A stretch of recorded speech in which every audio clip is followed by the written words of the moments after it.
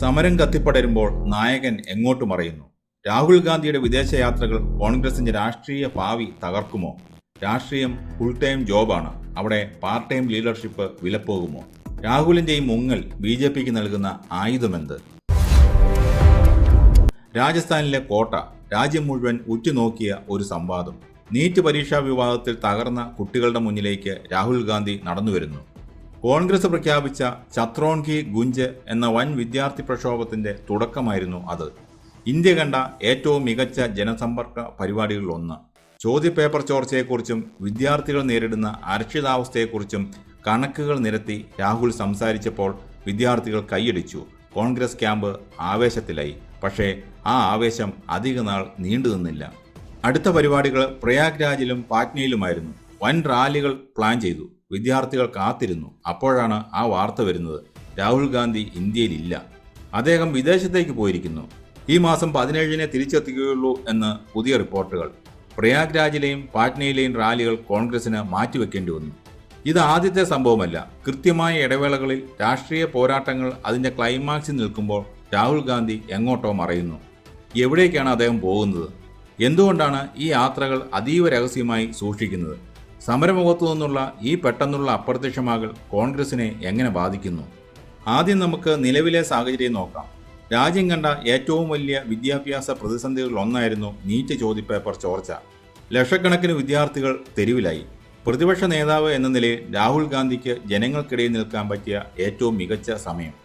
കോട്ടയിൽ അത് അദ്ദേഹം ഭംഗിയായി കൈകാര്യം ചെയ്യുകയും ചെയ്തു. ഇന്ത്യയിലെ മറ്റൊരു രാഷ്ട്രീയ നേതാവിനും സാധിക്കാത്ത രീതിയിൽ ലളിതമായി എന്നാൽ ആഴത്തിൽ കാര്യങ്ങൾ അവതരിപ്പിക്കാൻ രാഹുലിന് കഴിയും. അതുകൊണ്ട് തന്നെ കോട്ടയിലെ പരിപാടി വൻ വിജയമായി. പക്ഷേ സമരം അതിൻ്റെ അടുത്ത ഘട്ടത്തിലേക്ക് കടക്കും മുമ്പ് രാഹുൽ വിദേശത്തേക്ക് പറന്നു. ഇപ്പോൾ കേൾക്കുന്നത് ഈ സ്വകാര്യ സന്ദർശനം നീട്ടിയെന്നാണ്. അതായത് ഈ മാസം 17 കഴിഞ്ഞ് അദ്ദേഹം തിരിച്ചു വരൂ. ഇതോടെ കോൺഗ്രസ് വലിയൊരു പ്രതിസന്ധിയിലായി. പ്രധാനപ്പെട്ട 2 റാലികളും മാറ്റിവെച്ചു. BJPക്ക് ഇതൊരു വലിയ ആയുധമായി മാറി. പ്രതിപക്ഷ നേതാവ് നിരന്തരം അവധി ആഘോഷങ്ങളിലാണെന്നാണ് BJPയുടെ ആരോപണം. ആരാണ് ഈ യാത്രകൾക്ക് പണം നൽകുന്നതെന്നാണ് BJP ചോദിക്കുന്നത്. എന്നാൽ കോൺഗ്രസിന്റെ മറുപടി മറ്റൊന്നാണ്. രാഹുൽ ഗാന്ധിക്ക് ആഗോളതലത്തിൽ ഒരുപാട് ക്ഷണങ്ങൾ ലഭിക്കാറുണ്ട്. അദ്ദേഹം വ്യക്തിപരമായ ആവശ്യങ്ങൾക്കാണ് പോയത്.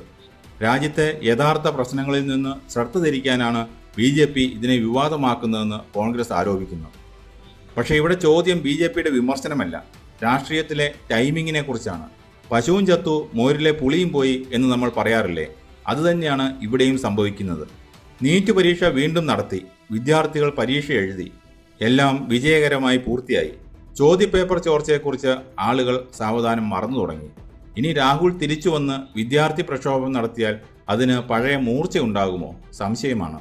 ഈ അപ്രത്യക്ഷമാകലുകൾ എന്തുകൊണ്ട് ഗൗരവമായി കാണണം? കാരണം ഇത് കോൺഗ്രസിന്റെ രാഷ്ട്രീയ നിലനിൽപ്പിനെ ബാധിക്കുന്ന കാര്യമാണ്. രാഹുൽ ഗാന്ധിയുടെ സമരങ്ങൾക്ക് ഒരു പ്രത്യേകതയുണ്ട്. ഭാരത് ജോഡോ യാത്രയാകട്ടെ, വോട്ട് ചോർച്ചയാകട്ടെ, ഈ വിദ്യാർത്ഥി സമരമാകട്ടെ, എല്ലാം വളരെ വ്യക്തമായ പ്ലാനിങ്ങോടെയാണ് അദ്ദേഹം വരുന്നത്. ജനങ്ങളെ ആകർഷിക്കാൻ അദ്ദേഹത്തിന് പ്രത്യേക കഴിവുമുണ്ട്. കോട്ടയിലും വോട്ട് ചോർച്ച പുറത്തു കൊണ്ടുവന്നതിലും നമ്മളത് കണ്ടതാണ്. പക്ഷേ രാഹുലിന്റെ ഏറ്റവും വലിയ പോരായ്മ എന്താണെന്നറിയാമോ? സമരങ്ങൾക്ക് തുടർച്ചയുണ്ടാക്കാൻ അദ്ദേഹത്തിന് കഴിയുന്നില്ല. ഒരു വലിയ പ്രക്ഷോഭം തുടങ്ങിവെക്കും, അത് ആളിക്കത്തുമ്പോൾ പെട്ടെന്ന് അദ്ദേഹം ബ്രേക്ക് എടുക്കും.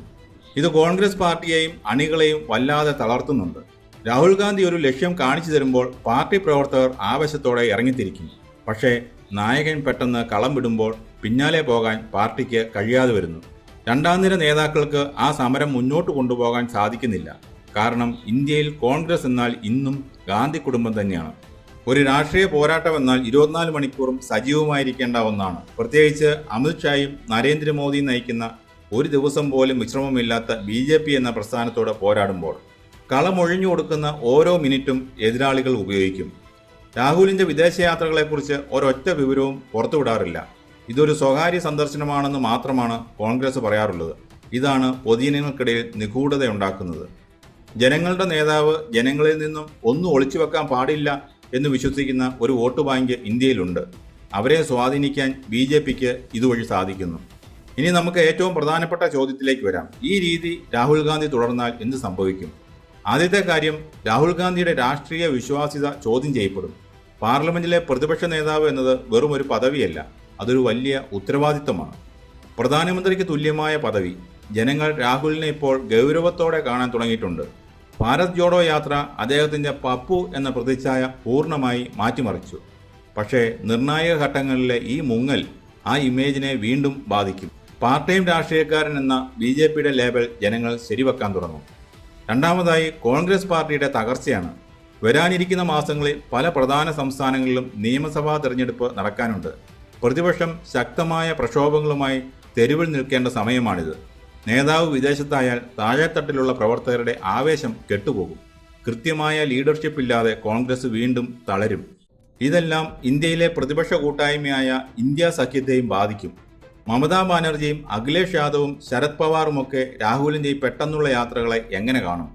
സഖ്യത്തിൻ്റെ പ്രധാന മുഖം തന്നെ ഇടയ്ക്കിടെ അപ്രത്യക്ഷമായാൽ അത് BJPക്കെതിരെയുള്ള പോരാട്ടത്തിൻ്റെ വീര്യം കുറയ്ക്കും. മറ്റു പ്രാദേശിക കക്ഷികൾ കോൺഗ്രസിൻ്റെ നേതൃത്വത്തെ ചോദ്യം ചെയ്യാൻ തുടങ്ങും. രാഹുൽ ഗാന്ധിക്ക് മികച്ച ആശയങ്ങളുണ്ട്. ജനങ്ങളുമായി കണക്ട് ചെയ്യാൻ പ്രത്യേക കഴിവുമുണ്ട്. കോട്ടയിൽ നമ്മളത് കണ്ടതാണ്. ഇന്ത്യയിലെ ലക്ഷക്കണക്കിന് യുവാക്കൾ അദ്ദേഹത്തിൽ പ്രതീക്ഷ അർപ്പിക്കുന്നുമുണ്ട്. പക്ഷേ രാഷ്ട്രീയം എന്നത് ഒരു ഫുൾ ടൈം ജോബാണ്. അവിടെ അവധിക്കാലങ്ങൾക്ക് വലിയ വില നൽകേണ്ടി വരും. സമരങ്ങൾ തുടങ്ങുന്നത് മാത്രമല്ല, അത് ലക്ഷ്യത്തിൽ എത്തിക്കുന്നതുവരെ കൂടെ നിൽക്കുക എന്നതാണ് ഒരു യഥാർത്ഥ നേതാവിൻ്റെ ഉത്തരവാദിത്വം. രാഹുൽ ഗാന്ധി 17-ന് തിരിച്ചെത്തുമായിരിക്കാം. പ്രയാഗ്രാജിലും പാറ്റ്നയിലും പുതിയ റാലികൾ പ്രഖ്യാപിക്കുമായിരിക്കാം. പക്ഷേ നഷ്ടപ്പെട്ട ആ സമയം, ജനങ്ങളുടെ ഉള്ളിൽ ആളിക്കത്തിയ ആ പ്രതിഷേധത്തിൻ്റെ ചൂട്, അത് തിരിച്ചു പിടിക്കാൻ അദ്ദേഹത്തിന് കഴിയുമോ?